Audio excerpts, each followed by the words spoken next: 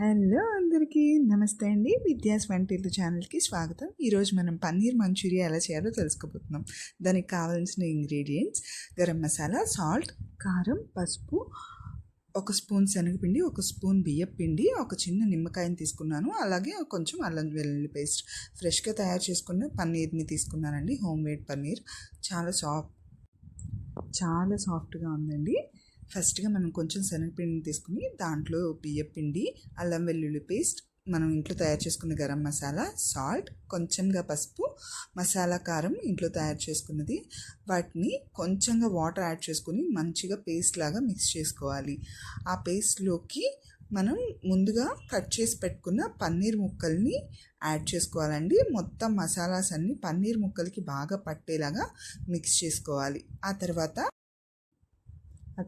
Half లెమన్ని పిండుకుని paneer ముక్కలన్నిటికీ మంచిగా పట్టేలా magnet చేసుకోవాలండి. ఇలా మ్యాగ్నేట్ చేసిన మిక్స్చర్ని పన్నీర్ మొత్తానికి మంచిగా పట్టేలాగా మిక్స్ చేసుకుని పక్కన పెట్టుకోవాలి.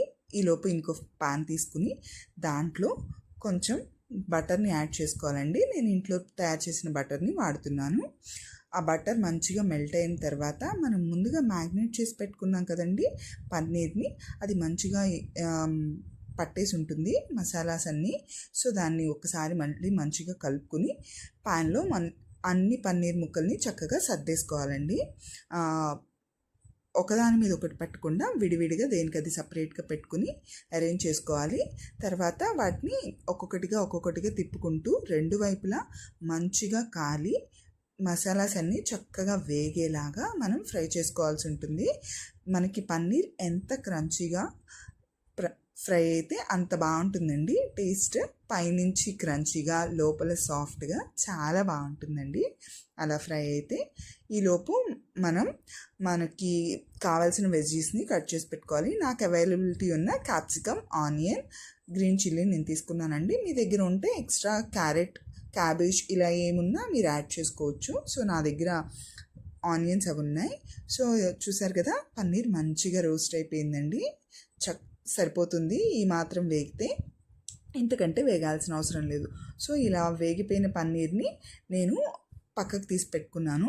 తర్వాత అదే ప్యాన్లో కొంచెంగా బటర్ని యాడ్ చేసుకుని దానిలోకి మనం ముందుగా కట్ చేసి స్ప్లిట్ చేసి పెట్టుకున్న ఆనియన్స్ని, క్యాప్సికమ్ని, గ్రీన్ చిల్లీని యాడ్ చేసుకున్నానండి.